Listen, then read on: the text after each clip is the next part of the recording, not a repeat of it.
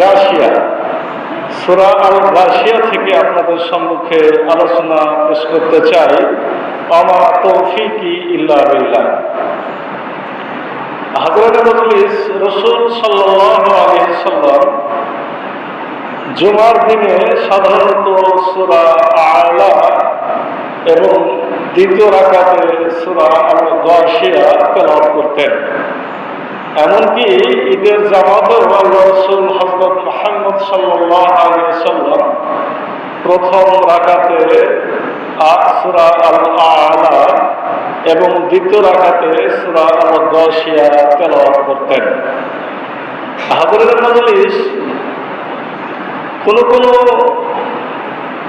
সময় দেখা যেত জুমার দিনে রাসূল সাল্লাল্লাহু আলাইহি ওয়াসাল্লাম প্রথম রাকাতে সূরা জুমা পড়তেন এবং দ্বিতীয় রাকাতে সূরা আল গাশিয়া তেলাওয়াত করতেন।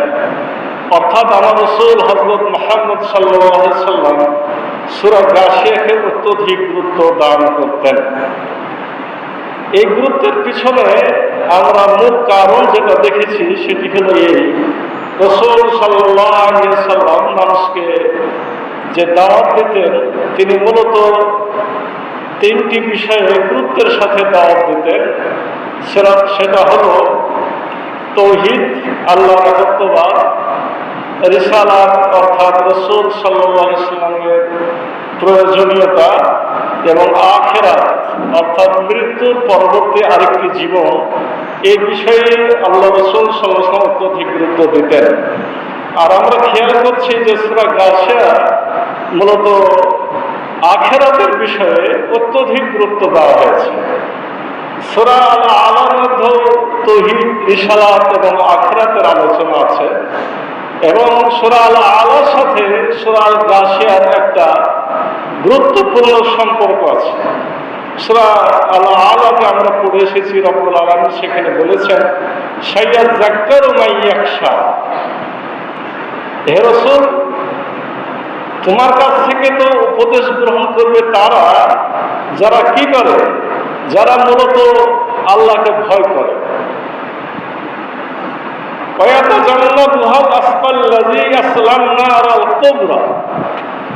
আর যারা এখান থেকে গাফেল থাকে অর্থাৎ তোমার উপদেশ গ্রহণ করে না, যারা গাফেল থাকে তাদের জন্য আছে ভয়ানক জাহান্নামের বড় ধরনের আগুন। এরপর রব্বুল আলামিন বলছেন সে জাহান্নামের আগুনটায় কি হবে, তারা সুম্মা লা ইয়ামুতু ফিহা ওয়া লা ইয়াহইয়া। জাহান্নামের আগুনে তারা মরবেও না, আবার বাঁচার মতো তারা বাঁচবেও না। এই আয়াতগুলির সাথে সূরা আল গাশিয়া একটা সম্পর্ক আছে। অর্থাৎ সূরা আল আলাতে যে কথাটি সংক্ষিপ্তভাবে বলা হলো, সূরা গাশিয়াতে সে কথাটি বিস্তারিতভাবে বর্ণনা করা হয়েছে। এবং সূরা গাশিয়াতে কিয়ামতের কথা, আখিরাতের কথা, রব্বুল আলামিনের কাছে জবাবদিহির কথা কত গুরুত্বের সাথে বর্ণনা করা হয়েছে। এই বিষয়টি আমরা আল্লাহ রাসূল হযরত মুহাম্মদ সাল্লাল্লাহু আলাইহি ওয়াসাল্লামের একটি হাদিসে পাই যে আল্লাহ রাসূল হযরত মুহাম্মদ সাল্লাল্লাহু আলাইহি ওয়াসাল্লামকে একবার হযরত আবু বকর সিদ্দিক রাদিয়াল্লাহু আনহু বলছেন, ইয়া রাসূলুল্লাহ, আপনার চেহারাতে আমি বয়সের ছাপ লক্ষ্য করছি, আপনি কি বৃদ্ধ হয়ে যাচ্ছেন? রাসূলুল্লাহ সাল্লাল্লাহু আলাইহি ওয়াসাল্লাম বললেন যে হ্যাঁ, সূরা গাশিয়া, সূরা কিয়ামা এই ধরনের সূরাগুলো আমাকে বৃদ্ধ বানিয়ে ফেলছে। অর্থাৎ এই সূরাগুলোতে এত ভয়ঙ্কর বিষয় আলোচিত হয়েছে যে আল্লাহ রাসূল হযরত মুহাম্মদ সাল্লাল্লাহু আলাইহি ওয়াসাল্লাম পর্যন্ত তিনি বলছেন এই সূরাগুলো আমাকে বার্ধক্যে পৌঁছে দিচ্ছে। সম্মানিত মুসল্লিয়ানে কেরাম, এই সূরাটি মক্কি সূরা। আল্লাহ রাসূল হযরত মুহাম্মদ সাল্লাল্লাহু আলাইহি ওয়াসাল্লামের উপরে মক্কি জিন্দেগিতে নাযিল হয়েছে। আসুন আমরা এই সূরা থেকে বিস্তারিত জানা এবং বোঝার চেষ্টা করি। রব্বুল আলামিন সূরা আল গাশিয়ার প্রথম আয়াতে বলছেন, আউযু বিল্লাহি মিনাশ শাইতানির রাজীম, হাল আতাকা হাদিসুল গাশিয়া। হে রাসূল, আপনার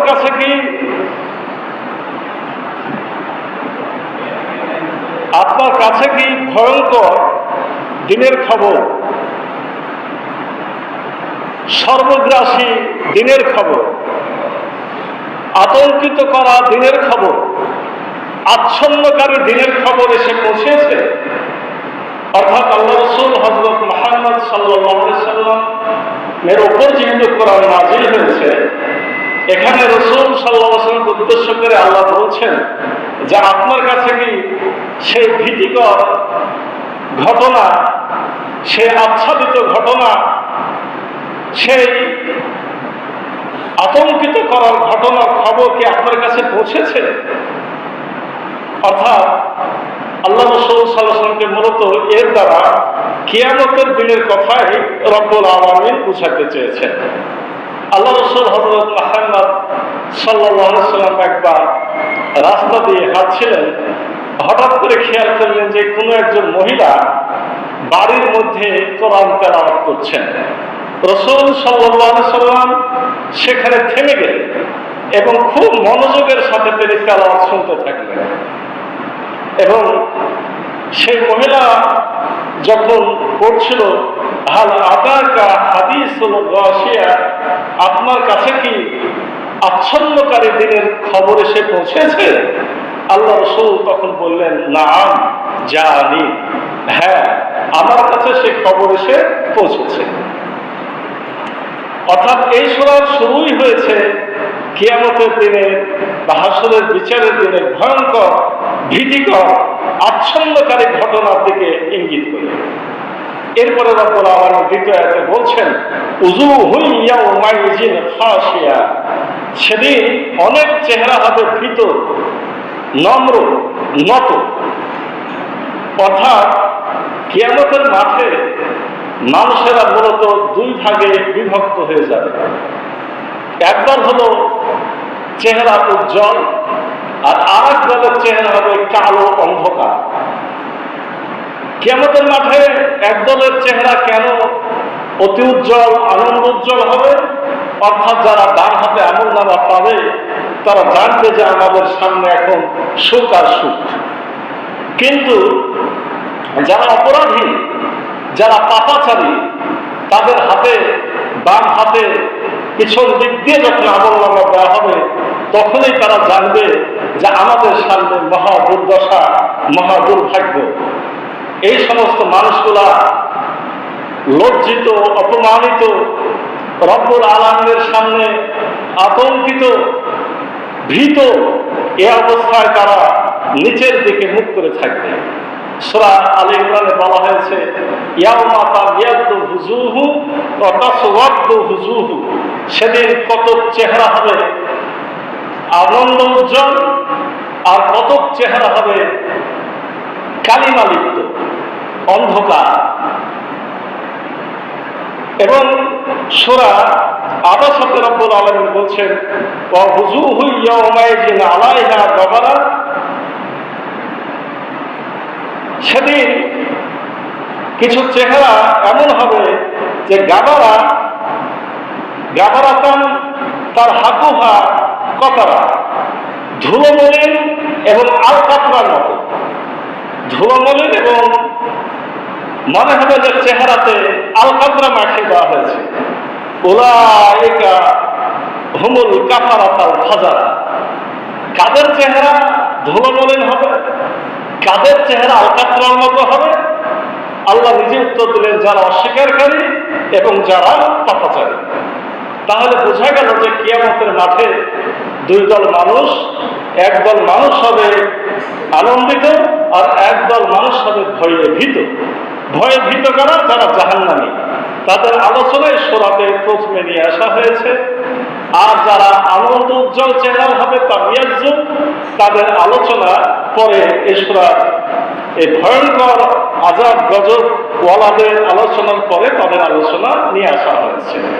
আসলে আমরা যারা ভয়ে ভীত থাকবে, আতঙ্কগ্রস্ত থাকবে, চেহারা ধুলো মলিন হবে, চেহারাটা আলকাতরা মাখানো হবে, তাদের অবস্থা আমরা আলোচনা করি। আল্লাহ নিজেই বলছেন, আমিলাতুন নাসিবা, তারা হলো আমেল অর্থাৎ যারা প্রচুর পরিশ্রম করে, কর্মক্লান্ত, শুধু কর্মক্লান্ত নয়, নাসেরা, পরিশ্রান্ত।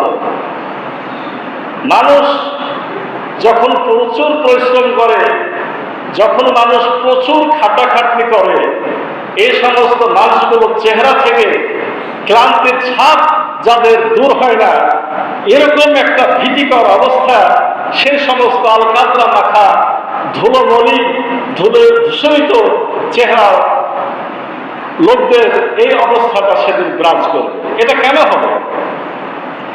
এক নম্বর হলো যে এই সমস্ত মানুষগুলো দুনিয়াতে থাকতে দুনিয়া নিয়েই ব্যস্ত ছিল, আখেরাতে তারা কোনো কাজ করেনি। আখেরাতে যেহেতু তারা কোনো কাজ করেনি, দুনিয়া নিয়েই ব্যস্ত ছিল, দুনিয়াতে দুনিয়া দুনিয়া করে প্রচুর ক্লান্তি পরিশ্রান্ত হয়েছিল, অর্থাৎ দুনিয়া দুনিয়া করার কারণে তারা আখেরাত বরবাদ করেছিল। দুই নম্বর হলো এই বর্ণনা এসেছে যে দুনিয়াতে কিছু মানুষ আছে যারা ভুল পথে চলে, তারা আল্লাহকে চায় কিন্তু ভুল পথে চায়। এ বিষয়ে একটি উদাহরণ নিয়ে আসা হয়েছে। হযরত ওমর রাদিয়াল্লাহু আনহু যখন সিরিয়া জয় করলেন, সেই সিরিয়া বা শাম এলাকায় তিনি যখন গেলেন, তখন একজন বয়স্ক মানুষকে তিনি দেখলেন, রাহেবকে, খ্রিস্টানদের একজন পাদ্রীকে দেখলেন যে এই লোকটির চোখগুলো মনে হচ্ছে যে ভিতরে ঢুকে গেছে, শরীরের চামড়াগুলো ঝুলে গেছে, গালের চামড়াগুলো যেন ভিতরে ঢুকে গেছে, প্রচন্ড পরিশ্রান্ত, ক্লান্ত। ওমর রাদিয়াল্লাহু আনহু বললেন, বিষয়টা কি? বললেন যে তিনি খ্রিস্টান, তিনি তার ধর্ম মতে আল্লাহকে পাওয়ার জন্য এত পরিশ্রম করেন যে তার শরীরে আজকে এই অবস্থা। হযরত ওমর রাদিয়াল্লাহু আনহু কাঁদতে থাকেন, তিনি কাঁদছেন, তার সঙ্গে সাথীগণ বলছেন, হে আমিরুল মুমিনিন, আপনি কাঁদছেন কেন? বলছে, আমি এই জন্য কাঁদছি, এই লোকটা তো আল্লাহকে পাওয়ার চেষ্টা করছে, কিন্তু দুনিয়াতেও সে কষ্ট করছে, আখেরাতেও সে কষ্ট করবে, কারণ এইভাবে সে আল্লাহকে পাবে না। তার উচিত ছিল এখন ইসলাম ধর্মে কি হয়ে যাওয়া, দাখিল হয়ে যাওয়া, তাহলে এই কষ্টগুলো তার কি হতো, কাজে লাগবে। সম্মানিত মুসলিম একরাম, শুধু তাই না, আখিরাতের আদালতে যারা আপনার অপরাধী প্রমাণিত হবে, তাদেরকে সেদিনকেও প্রচুর খাটাখাটনি করতে হবে, অর্থাৎ সেদিন তাদের শান্তি নাই। তাদের ছোটাছুটি, তাদের দৌড়াদৌড়ি, তাদের আমল নামা হাতে নিয়ে লুকোলুকি, কেউ যাতে না দেখে, তারা লজ্জিত, তারা অপমানিত, এই অবস্থাটা একটা আছে। আমরা জানি যেমন সিরাত, ফুল সিরাত পার হওয়ার সময়তে মুমিন বান্দা রব্বুল আলামিনের ইশারাতে খুব দ্রুত বেগে পার হবে, তো সেখানে তাদেরকে প্রচন্ড পরিশ্রম করতে হবে। আবার দেখা যাচ্ছে যে দুনিয়াতে যারা যাকাত দেয়নি, পরের সম্পদ দখল করে ফেলেছে, পরের জমি দখল করে ফেলেছে, এই সমস্ত মানুষদের ঘাড়ের ওপরে ওই সম্পদগুলো চাপায় না, তাহলে তারা সেদিন একটা কঠিন অবস্থায়, একটা ভয়ঙ্কর অবস্থায় তাদের সেদিন পরিশ্রম করতে হবে। তারা হবে আমিলাতুন নাসিরা, কর্মক্লান্ত এবং পরিশ্রান্ত। এমনকি বলা হয়েছে যে জাহান্নামের মধ্যে একটি পাহাড় থাকবে, যে পাহাড়ে তাদেরকে উঠানো হবে। আবু সাঈদ খুদরি রাদিয়াল্লাহু আনহু বলছেন, রাসূলুল্লাহ সাল্লাল্লাহু আলাইহি ওয়াসাল্লাম তাকে বলেছেন, আল্লাহ রাসূল বলেন, জাহান্নামের একটি উপত্যকা আছে, যা চূড়ায় আরোহণ করার পূর্বে কাফের 40 বছর পর্যন্ত ঘুরপাক খেতে থাকবে। তাকে হুকুম দেওয়া হবে যে ওই পাহাড়ের মাথায় তোমাকে চড়তে হবে। এই মাথায় চলার জন্য থেকে কতদিন সময় ব্যয় করতে হবে? 40 বছর পর্যন্ত তার সময় লেগে যাবে। আবার ওই হাদিসের শেষাংশে বলা হয়েছে, জাহান্নামের মধ্যে সৌদ নামের একটা পাহাড় আছে, যে পাহাড়ে কাফেররা ওই সৌদ পাহাড়ের চূড়াতে উঠতে তাদের 70 বছর সময় লাগবে। আবার ওখান থেকে উঠার পরে তাকে নিচে ফেলে দেওয়া হয়, যখন তাকে নিচে ফেলে দেওয়া হবে, আবার সে 70 বছর ধরে ওই পাহাড়ের মাথায়, পাহাড়ের চূড়ায় ওঠার চেষ্টা করবে এবং উঠবে, আবার তাকে ফেলে দেওয়া হবে। এইভাবে একদল কাফেরকে, একদল জাহান্নামীকে এই জাহান্নামের শাস্তি দেওয়া হবে। তাহলে বোঝা যাচ্ছে যে আমেলাতুন নাসিবা, কর্মক্লান্ত, পরিশ্রান্ত, অর্থাৎ জাহান্নামে যারা যাবে, যারা অপরাধী হবে, তাদেরকে প্রচন্ড পরিশ্রম তাদেরকে করতে হবে। এসব 4 নম্বর আয়াতে রব্বুল আলামিন বলছেন তাসলা নারান হামিয়া, তাদের কি করা হবে? তাদেরকে জ্বলন্ত আগুনে প্রবেশ করা হবে। শুধু অপরাধ প্রমাণ করার পরে তাদেরকে কষ্ট, শাস্তি শুধু কিয়ামতের মাঠে দেওয়া হবে না, একটা সময় তাকে কি করতে হবে? জাহান্নামে সে কঠিন আগুনে প্রবেশ করতে হবে। সে আগুন এত ভয়ঙ্কর যে রব্বুল আলামিন হাজার হাজার বছর ধরে হাদিসে পাওয়া যায় যে রব্বুল আলামিন আগুন সৃষ্টি করলেন। আগুন সৃষ্টি করার পরে আপনার ফেরেশতাদেরকে এই আগুন উত্তপ্ত করতে বললেন। 1000 বছর আগুনকে উত্তপ্ত করা হলো। ফেরেশতাদেরকে ডাকা হলো যে আগুনের রং এখন কেমন? ফেরেশতাগণ বললেন, ইয়া রাব্বুল আলামিন, আগুন এখন একেবারে লাল টকটক করছে। আল্লাহ বললেন যে না, এই আগুনে হবে না, আরো 1000 বছর তাকে উত্তপ্ত করো। আরো 1000 বছর উত্তপ্ত যখন করা হলো, রব্বুল আলামিন সবই জানেন, তারপর ফেরেশতাদের বলছেন এখন আগুনের অবস্থা কেমন? রব্বুল আলামিন আগুন এখন একেবারে সাদা, একেবারে সাদা। সেটা তো হবে না, আরো তাকে উত্তপ্ত করো। আরো 1000 বছর যখন উত্তপ্ত করা হলো, তখন আগুনের রং হয়ে গেল কালো, কিচ্ছু আর দেখা যায় না। রব্বুল আলামিন বলছেন যে এখন কি অবস্থা? সে রব্বুল আলামিন আগুনের মধ্যে কিছুই দেখা যায় না। আল্লাহ বলছেন যে হ্যাঁ, এবার হয়েছে। এটা হলো জাহান্নামের আগুন। এই জাহান্নামের আগুন যে কত খারাপ, কত ভয়ঙ্কর, সূরা হুমাযাতে বলা হয়েছে নারুল্লাহিল মুকাদ্দার আল্লাতী তাত্তালু আলাল আফিদা ইন্নাহা আলাইহিম মুসাদা ফি আমাদিন মুমাদ্দাদা। নারুল্লাহ, আল্লাহর আগুন, মুকাদ্দার, জ্বলন্ত, উৎক্ষিপ্ত, সর্বগ্রাসী আগুন। আল্লাতী তাত্তালু আলাল আফিদা, এই আগুন মানুষের কলিজা পর্যন্ত, অন্তরকে পর্যন্ত পুড়ায় দেবে। ইন্নাহা আলাইহিম মুসাদা, তারপর তাদেরকে ঢাকনা দিয়ে ঢেকে দেওয়া হবে। ফি আমাদিন মুমাদ্দাদা, শুধু ঢাকনা দিয়ে ঢেকে দেওয়া হবে না, বড় বড় পিলার দিয়ে তাকে চতুর্দিকে এমন ভাবে আটকানো হবে যে তাদের আর বাইরে আসার কোন সুযোগ চিরদিনের জন্য বন্ধ হয়ে যাবে। সূরা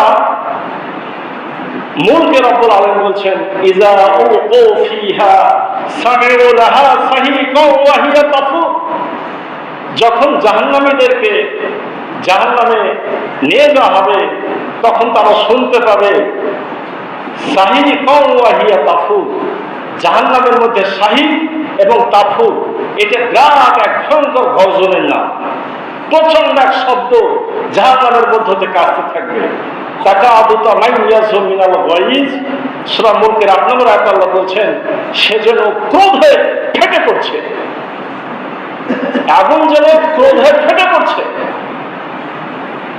আর এই সূরাতে বলা হলো হামিয়া।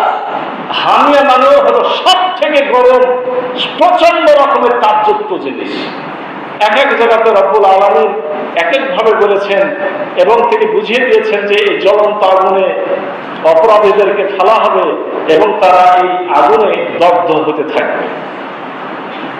সম্মানিত মুসল্লিদের কেরাম, তাদেরকে কি শুধু এই ধরনের আগুনে ফেলেই তাদের রক্ষা? না, জাহান্নামীদেরকে বহু ধরনের আযাব দেওয়া হবে। আল্লাহ রাব্বুল আলামিন 5 নম্বর আয়াতে বলছেন তুসকা মিন আইনিন আনিয়া, তাদেরকে পান করানো হবে ফুটন্ত ঝর্ণা থেকে।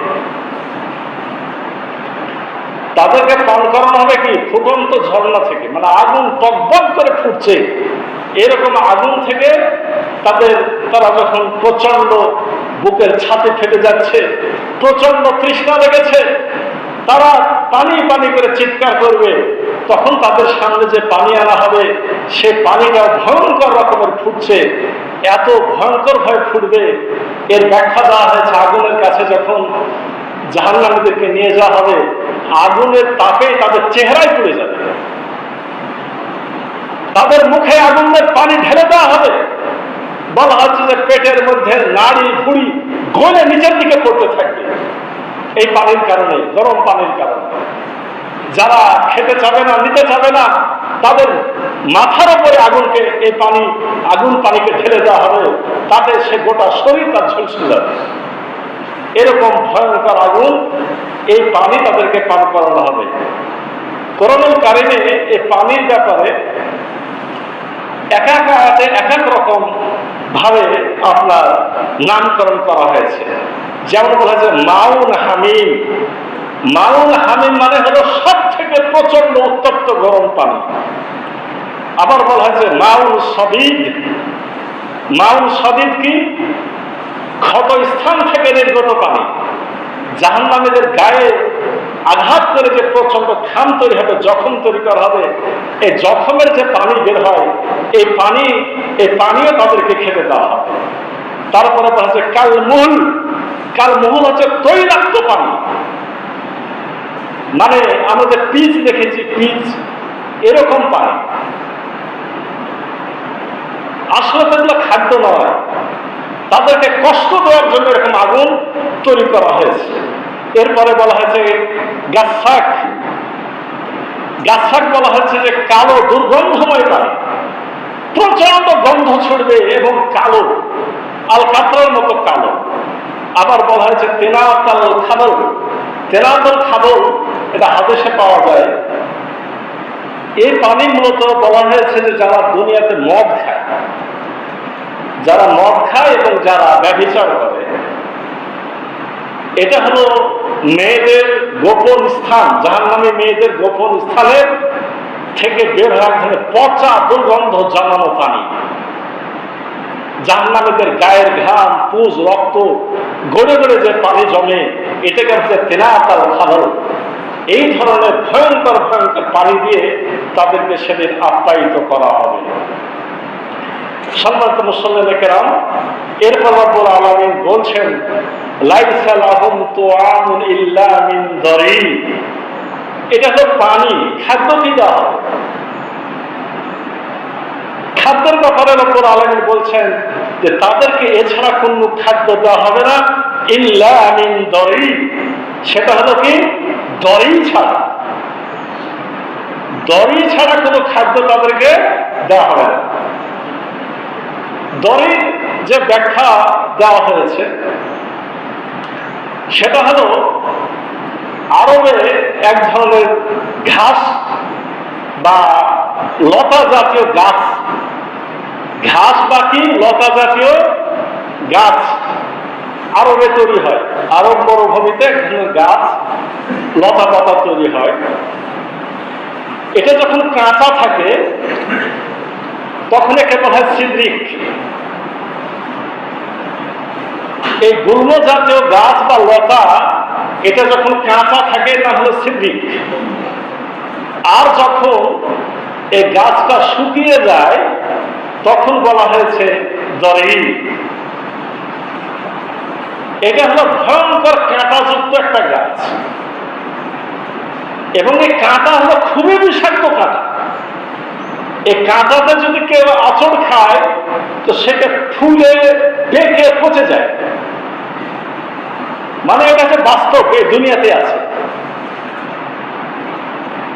এবং বলা হয় যে যখন এই গাছের কাছে কোনো পোকা মাকড়, কোনো জীবজন্তু সহজে ভিড়ে না, তবে কিছু উট, পাগল উট, মানে যেগুলো মাথা ঠিক নাই, এরকম কিছু পাগল উট ওই গাছের কাছে যায় কাঁচা থাকতে। কেন যায়? বলা হচ্ছে যে ওই গাছে এক ধরনের ফুল তৈরি হয়, সে ফুলটা অতি সুন্দর, নীল রঙের ফুল হয়। ওই ফুলের আকর্ষণে এই বোকা উট কোনো কোনো সময় কামড় দিয়ে দেয়।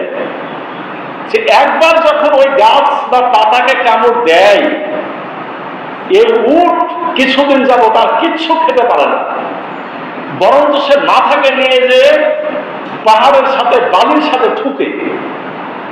এতে করে সকলে ধারণা করে যে এর পাতা, এই গাছ এত দুর্গন্ধ এবং এত তিতা যে এটা উট পর্যন্ত সহ্য করতে পারে না।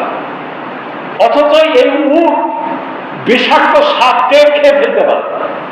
এটা আপনারা জানেন কিনা জানি না, উটের আলোচনা আছে এই সূরার শেষের দিকে।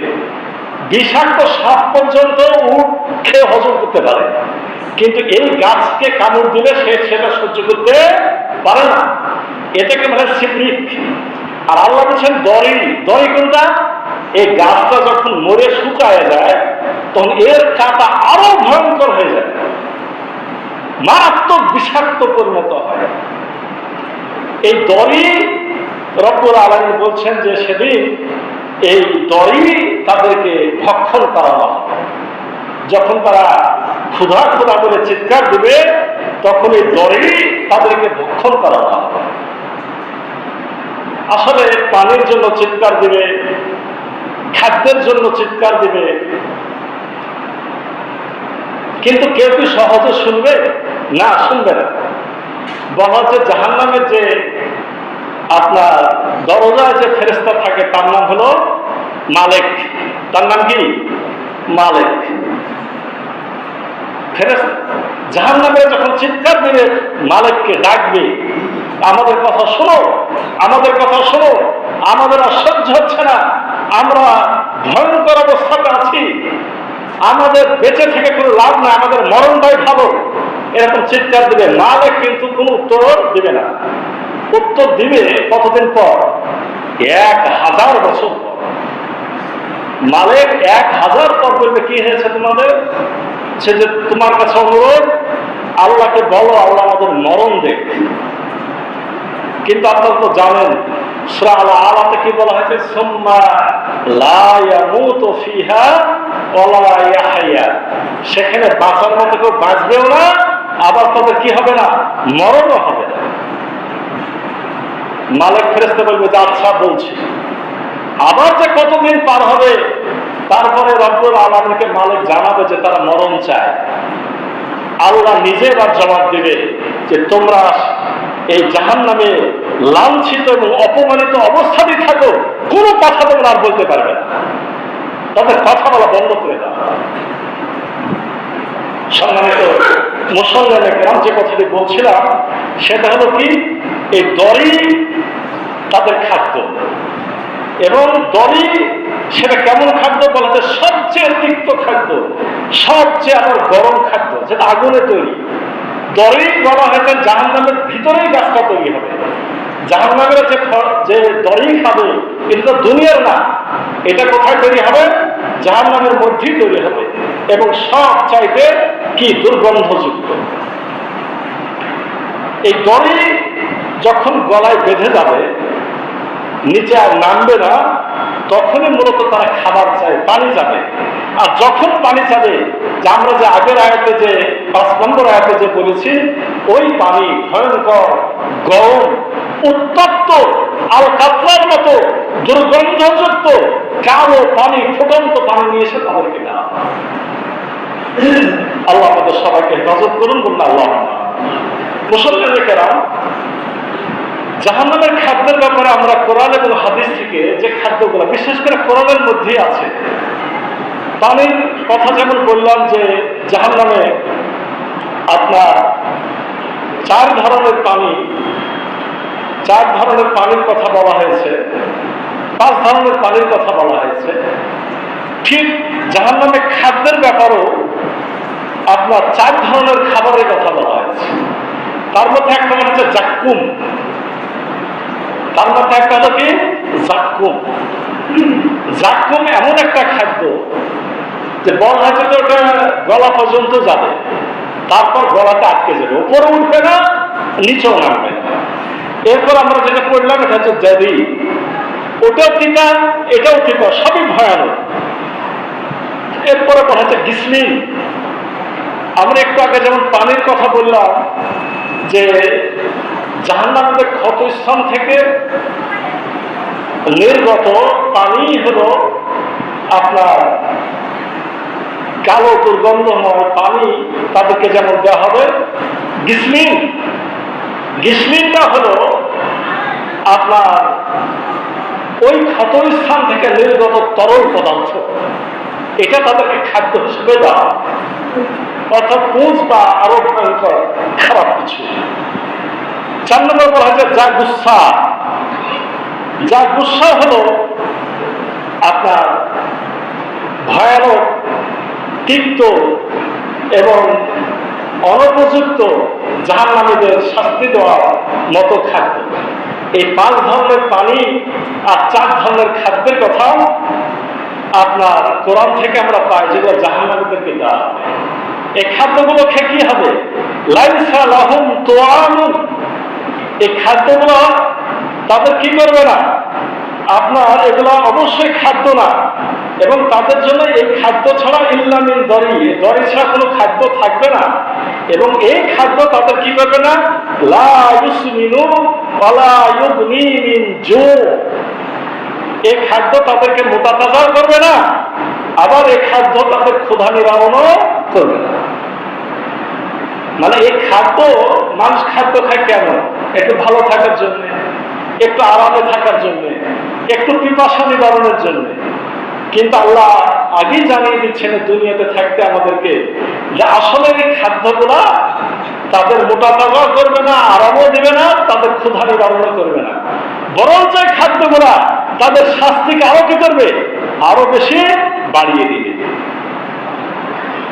এরপর রব্বুল আলামিন এই সূরার 8 নম্বর আয়াতে বলছেন উদুহু ইয়াওমাইযিন নাঈমা। আলহামদুলিল্লাহ, এতক্ষণ জাহান্নামের কথা বলা হলো, এরপরে আল্লাহ আমাদেরকে জানিয়ে দিচ্ছেন উদুহু ইয়াওমাইযিন নাঈমা। সেদিন কিছু চেহারা হবে আনন্দ উজ্জ্বল। কারা? যারা ডান হাতে আমলনামা পাবে, যারা জান্নাতের রাস্তাতে থাকবে, যারা জান্নাতে যাবে,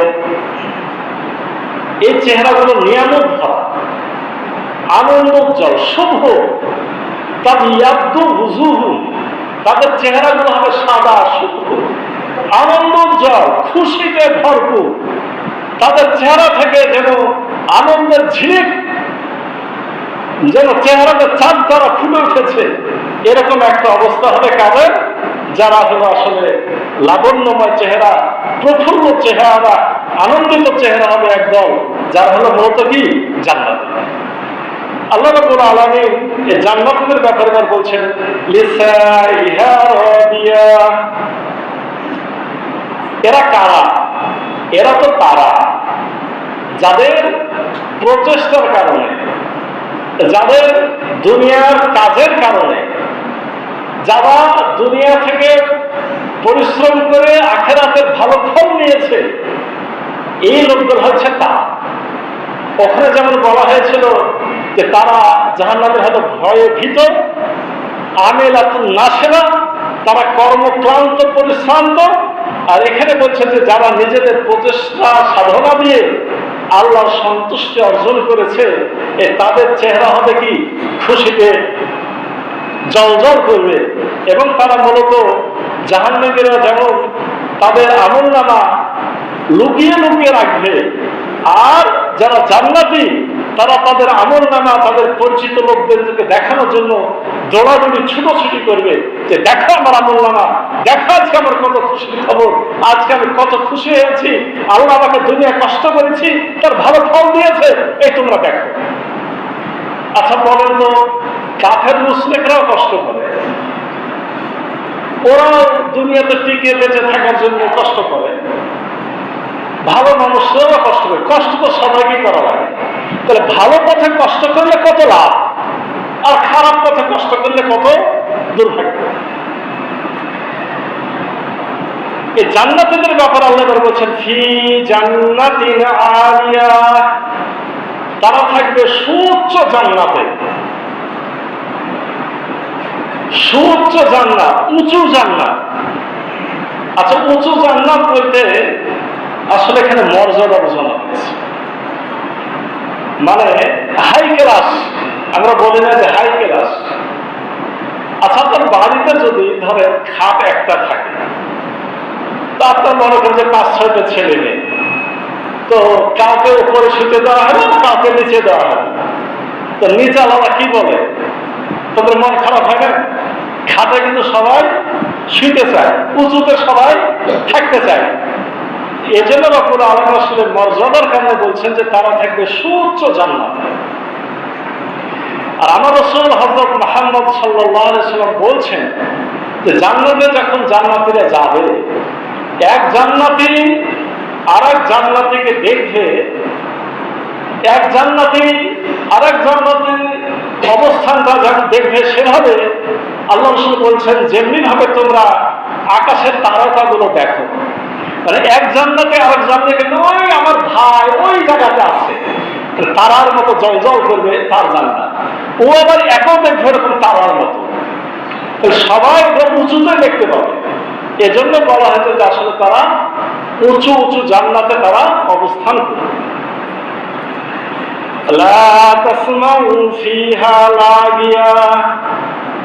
এই জান্নাতীদের একটা পাওনা পুরস্কার এখানে বলা হয়েছে যে তারা সেখানে, মানে জান্নাতের মধ্যে শুনবে না কোনো বাজে কথা।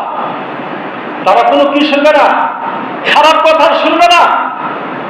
দুনিয়াতে যারা ভালো পথে থাকে, ঈমান ইসলামের পথে থাকে, তাদের কিন্তু অনেক কথা শুনবে, তাদের বিরুদ্ধে অনেক কথাবার্তা হয়, তাদেরকে নিয়ে মানুষ কটাক্ষ করে, বিদ্রুপ করে। স্বয়ং রাসূলুল্লাহকে তারা জাদুকর বলেছে, কবি বলেছে, পাগল বলেছে, বলেছে না বলে নাই? বলেছে। তো প্রথম রব্বুল আলামিন বলছেন যে তোমরা যারা জান্নাতে যাবে, ওখানে যে আর এই বাজে কথাগুলো শুনতে তোমাদেরকে হবে না, তোমাদের বিরুদ্ধে আর কেউ গীবত করবে না, কেউ তোমাদের নামে আর অপবাদ দিবে না, তোমাদেরকে আর কেউ মিথ্যা মামলাতে ফাঁসাতে পারবে না। আল্লাহ নিজেই জানিয়ে দিয়েছেন। এই কথাটি আপনার সূরা ওয়াকিয়াতে বলা হয়েছে, লা ইয়াসমিউনা ফিহা লাগওয়ান, সেখানে তারা শুনবে না কোনো বেহুদা কথা, ওয়ালা তাসিমা, এবং কোনো পাপের কথা। সেখানে কোনো বেহুদা কথাও শুনবে না, কোনো পাপের কথাও শুনবে না। কি শুনবে? ইল্লা ইল্লা সালামান সালামা, সেখানে শুধু শুনবে সালাম আর সালাম, মানে ভালো আর ভালো কথা, শান্তি আর শান্তির কথা। ঠিক সূরা নাবাতে রব্বুল আলামিন কথাটা বলছেন, লা ইয়াসমিউনা ফিহা লাগওয়ান ওয়ালা কিযাবা, সেখানে কোনো মিথ্যা কথা তারা শুনবে না।